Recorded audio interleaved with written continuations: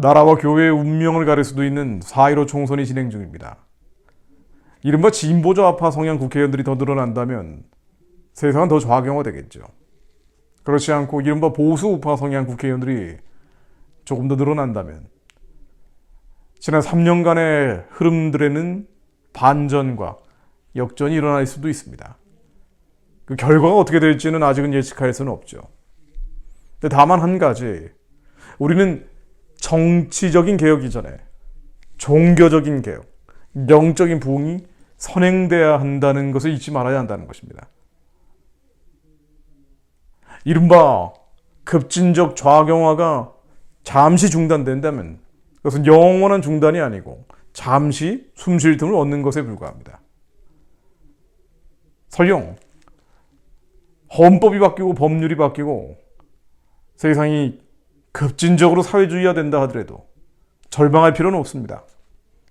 정치개혁 이전에 종교개혁과 영적인 부흥이 일어난다면 이 흐름은 반드시 뒤집어집니다.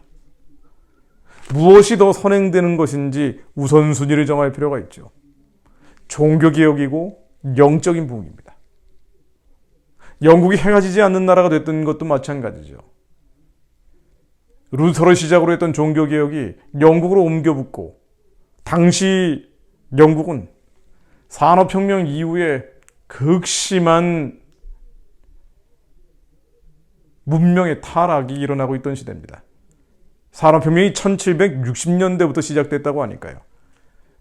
약 100여 년간 지속이 됐는데 마침 이때가 존 웨슬레가 등장한 시기이기도 하죠. 당시 런던은 6집 중에 한 곳이 술집이었고 사람의 목을 자르는 사형이 축제처럼 여겨졌던 시대라고 기록이 되어 있습니다. 어린아이들이 방적 공장에 가서 하루 종일 일을 하고 이런 나라는 망한다, 끝난다. 부흥이라는 것은 가장 어두운 때 터집니다. 밝을 때 터지면 그것은 부흥이 아니죠. 바로 영국이 그랬습니다. 사회주의, 공산주의로 갈 수밖에 없다. 저 체제는 한계 상황에 도달했다. 많은 지식인들이 조롱했습니다. 그러나 이때 존 웨슬레가 나왔습니다. 그 사람이 1703년도 출생이기 때문에 마침 영국의 산업혁명 시기와 맞물려 있습니다. 1738년도 35세가 되던데 루터의 로마서 강해를 읽는 자리에서 극적인 회심을 하게 되고 하나님을 만나게 됐죠. 이후에 그의 삶이 변화됐고 하루에 2.63회 90세에 돌아갈 때까지 하루에 2.63회 설교를 했던 인물이 됩니다. 이 존 웨슬레가 종교적인 변화를 만들어내고 그 영향을 받아 윌버퍼스 같은 위대한 정치인들이 나옵니다. 땅의 것이 아니라 위의 것을 쫓아가는 것이 정치다. 윌버퍼스는 1759년도 출생이기 때문에 이 사람도 산업혁명 시기와 맞물려 있습니다. 영국이 가장 어둡고 캄캄한 시대였죠. 그래서 당시 영국은 세계 노예무역의 40%를 담당하고 있었습니다. 노예무역은 16세기부터 영국이 해왔던 것인데요. 전 세계 노예의 40%를 영국이 사고 팔았습니다. 돈을 벌기 위해 물질을 축적하기 위해서는 수단 방법을 가리지 않는 시대였습니다. 그러나 이것이 아니다라고 봤죠. 우리는 지켜야 될 가치가 있다. 윌버퍼스는 그 얘기를 했고요. 바로 존 웨슬레의 영향을 받았습니다. 실제로 존 웨슬레와 윌버퍼스 모두 지켜야 될 가치, 우리가 영혼을 가진 사람인 것처럼 우리가 사고 팔고 있는 흑인 노예들도 영혼을 가진 사람들이다. 노예 무역을 폐지하고 노예 제도를 폐지해야 한다. 윌버퍼스는 노예 무역 폐지 협회를 만들어 국회 밖에서 운동을 하다가 다시 국회 안에 들어가 정치적인 입법을 시도합니다. 영적인 부흥이 선행됐고 그 다음 정치적인 변화가 일어났는데요. 캄캄하고 어두운 시대였지만 돈을 벌기 위해 물질을 축적하기 위해 다들 아둥바둥하던 때였지만 그럼에도 불구하고 우리가 지켜야 될 가치가 있다. 우리는 하나님의 선하신 뜻을 이루기 위해 사는 것이 아닌가. 당시에 맨체스터에 거주하는 남성들 가운데 무려 3분의 2가 노예무역 폐지에 서명을 합니다. 영국인의 75만 명, 1814년도 일인데요. 영국인의 75만 명이 노예무역은 안 된다라고 서명을 합니다. 존 웨슬리를 포함한 영적인 부흥 종교개혁의 결과였죠. 정치는 열매에 불과합니다. 정치적인 영웅이 나와서 뒤집는 것은 그 이전에 반드시 영적인 부흥과 종교개혁이 있었습니다. 실제 이것이 현실에 영향을 미쳤고요. 1807년 드디어 영국은 노예무역을 폐지합니다. 여기에 대해서 소위 진보좌파 지식인들은 장사해봐야 별로 신통치 않았기 때문에 폐지했다라고 조롱하는 경우도 있지만 그렇지 않았죠. 노예무역이 영국의 GDP의 10%를 담당하고 있었습니다. 이것을 경제학자들은 에코노사이드, 경제적 자살이라고 부릅니다. 영국은 경제적 자살을 각오할 정도로 도덕적인 결단을 했습니다. 그것이 바로 종교개혁, 영적 부흥의 결과였습니다. 그리고 1833년도 노예 제도 자체를 폐지하죠. 영국의 해군은 노예무역을 폐지한 뒤에 무려 60여 년 동안 1807년부터 1867년까지 전 세계 노예무역을 단속하는 도덕적 군대, 하나님의 군대로 활동하기 시작합니다. 실제로 브라질의 노예무역을 폐지하는 성과를 거둬내기도 하고요. 그 여파로 미국도 19세기 중반에 노예제도를 폐지하는 위대한 결단이 일어나게 되죠. 우리는 정치의 변화를 갈구하지만 그 이전에는 반드시 나비 효과처럼 종교와 영적인 변화들이 선행합니다. 미국의 독립과 남북전쟁을 통한 노예제도 폐지 역시 1차 대각성운동과 2차 대각성운동이라는 구심점이 있었습니다.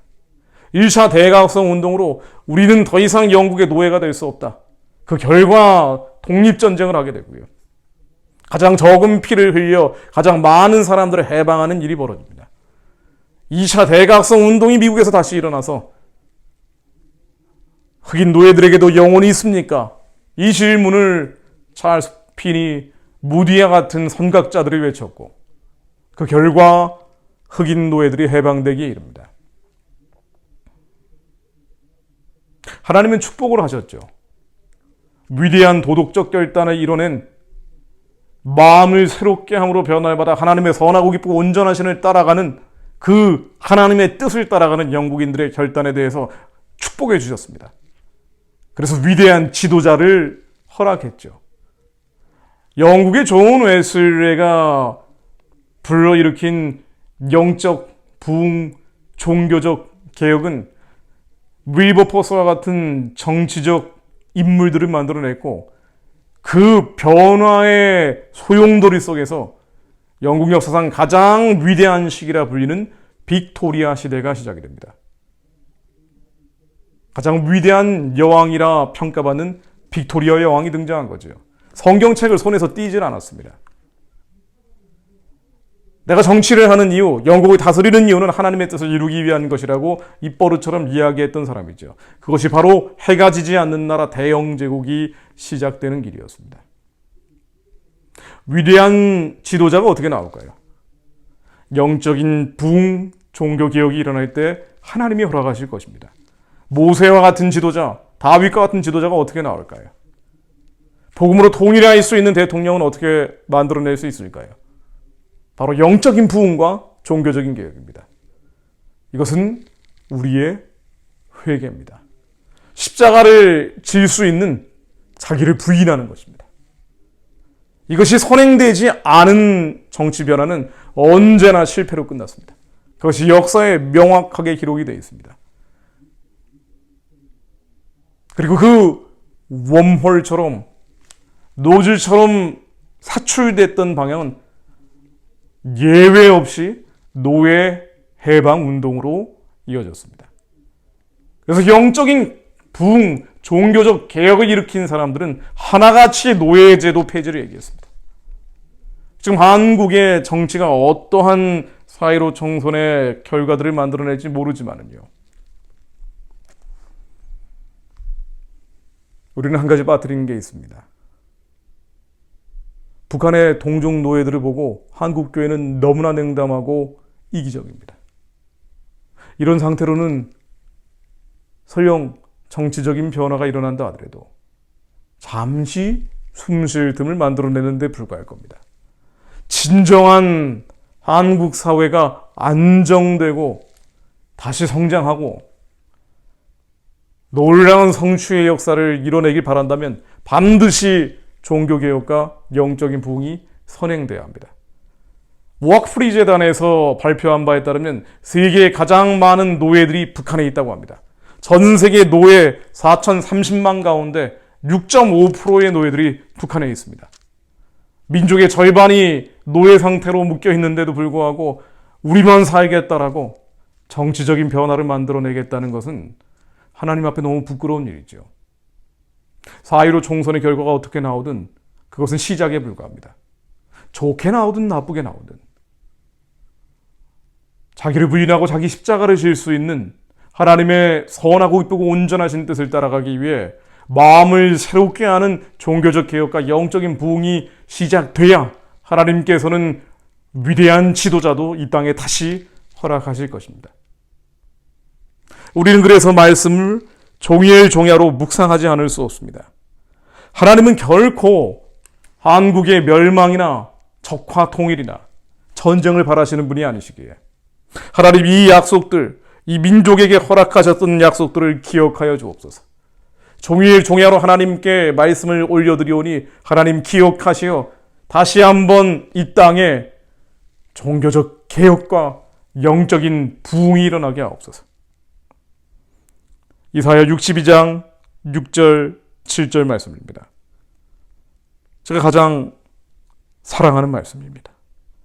예루살렘이여, 내가 너의 성벽 위에 파수꾼을 세우고 그들로 종일 종야에 잠잠치 않게 하였느니라. 너희 여호와로 기억하시게 하는 자들아, 너희는 쉬지 말며 또 여호와께서 예루살렘을 세워 세상에서 찬송을 받게 하시기까지 그로 쉬지 못하시게 하라. 우리는 지금 무슨 일을 하고 있을까요? 파수꾼입니다. 남아있는 파수꾼들입니다. 다시 한번 이 땅의 교회들이 개혁하고 부흥할 수 있도록 종일 종야로 잠잠치 않고 여호와로 하여금 잠잠치 못하고 쉬지 못하시도록 우리는 하나님의 약속을 기억하여 주옵소서. 이 민족에게 하셨던 그 언약들을 기억하여 주옵소서. 수많은 순교자들의 피 가운데, 기도자들의 눈물 가운데 하나님께서 주셨던 감동들 다시 한번 기억하여 주시오. 북한의 어둠의 진을 이제는 먼지처럼 날려보내시고 선교의 길을 열어주옵소서. 이 땅에 놀라운 역전과 반전의 드라마를 하나님 주님의 강권으로 허락하여 주옵소서. 예수 그리스도 이름으로 기도했습니다.